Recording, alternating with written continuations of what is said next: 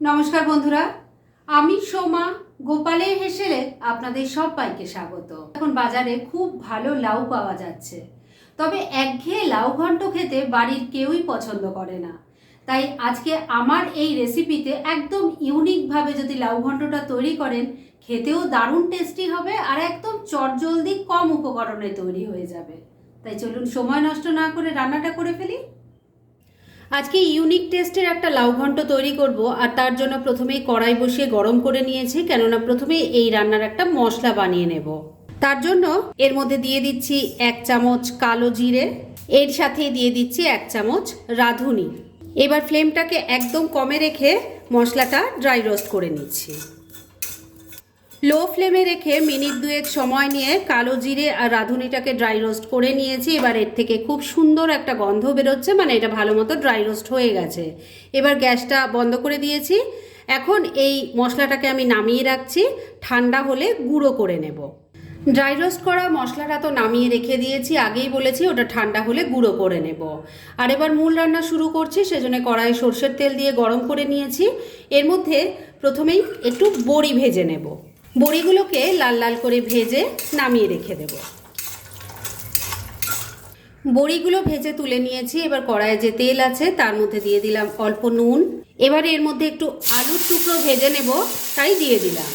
আমি এখানে একটাই ছোট সাইজের আলু নিয়েছি, আর সেটাকে এবার তেলের সাথে মিশিয়ে নিয়ে একটু ভাজা ভাজা করে এটাকেও কিন্তু তুলে রেখে দেব।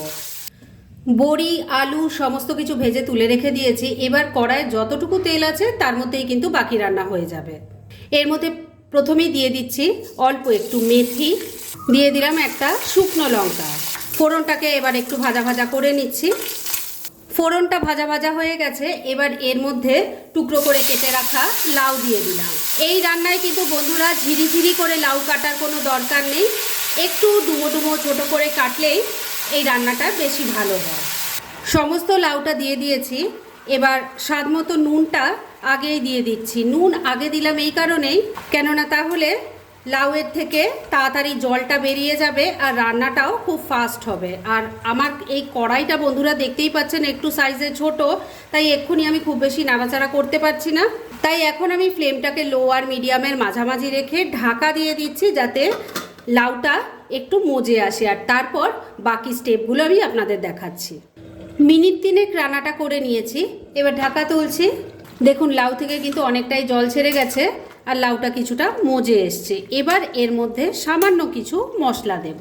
দিয়ে দিচ্ছি অল্প একটু হলুদের গুঁড়ো, 1 চামচ দিয়ে দিচ্ছি আদা কাঁচা লঙ্কা বাটা, অল্প একটু চিনি দিয়ে দিলাম। এবার সব কিছু খুব ভালো করে মিশিয়ে একবার একটু কষিয়ে নেব। বন্ধুরা, আপনারা আমার রেসিপি দেখার সাথে সাথে আমার ফেসবুক পেজ গোপালের হেসেল, তাতেও ভিজিট করতে পারেন। ডেসক্রিপশন বক্সে লিংক দেওয়া আছে। সব কিছু খুব ভালো করে মেশানো হয়ে গেছে। এবার ফ্লেমটাকে লো আর মিডিয়ামের মাঝামাঝি রেখেছি। এই ফ্লেমেই আবারও ঢাকা দিয়ে 2-3 মিনিট রান্না করে নিচ্ছি। মিনিট 3 আবারও রান্নাটা করে নিয়েছি। এবার ঢাকা তুলছি, একটু নাড়াচাড়া করে নিচ্ছি। লাউ কিন্তু খুব সুন্দরভাবে সফট হয়ে গেছে। এবার এর মধ্যে ভেজে রাখা আলু আর বড়ি দিয়ে দিলাম, মিশিয়ে নিচ্ছি। এই রান্নাটা বন্ধুরা একদম নতুনত্ব একটা রান্না, একদম কম তেল মশলায় গরম ভাতের সাথে গরমকালে খেতে এটা ভীষণ ভালো লাগে, আর পেটের জন্যও কিন্তু খুব ভালো। একবার ট্রাই করে দেখুন।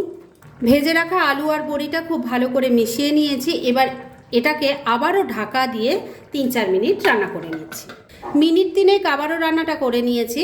এবার ঢাকা তুলছি, একটু নাড়াচাড়া করে নিচ্ছি। আমি কিন্তু মাঝে একবার ঢাকাটা তুলে একটু নাড়াচাড়া করে দিয়ে নুন মিষ্টিটা চেক করে নিয়েছিলাম। আর লাউ থেকে যেহেতু অনেক জল বেরিয়েছে, তাই কিন্তু আর জল দেওয়ার কোনো দরকার পড়েনি। তবে যদি আপনারা লাউ এমন নেন, মানে 2-1 দিনের একটু পুরনো হয়ে গেল আর জল দেওয়ার দরকার পড়ছে, তখন কিন্তু একটু জল দিয়ে দেবেন। এবার এর মধ্যে ড্রাই রোস্ট করা মশলাটা প্রথমে যেটা করে নিয়েছিলাম, মানে কালো জিরে আর রাঁধুনি যেটা ড্রাই রোস্ট করে নিয়েছিলাম, সেটা গুঁড়ো করে নিয়েছি, দিয়ে দিলাম। এই সামান্য একটা মশলাতেই কিন্তু বন্ধুরা এই রান্নার স্বাদ একদম অন্যরকম হয়ে যায়। আর খেতে যে কি দুর্দান্ত হয় সেটা একবার ট্রাই করুন।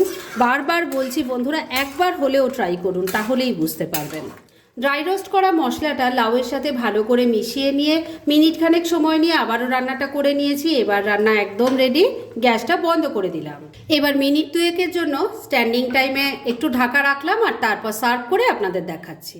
ফ্রেন্ডস, আমার আজকে লাউয়ের এই দুর্দান্ত স্বাদের ইউনিক রেসিপিটা একদম রেডি হয়ে গেছে এবং আমি সার্ভ করে দিয়েছি। ভীষণ ইজি একটা রেসিপি, কিন্তু গরম ভাতের সাথে খেতে ভীষণ ভালো লাগে। খুব চটপট এটা তৈরিও হয়ে যায় আর খেতে হয় দারুণ টেস্টি। সেটা একবার ট্রাই করুন, তাহলেই বুঝতে পারবেন।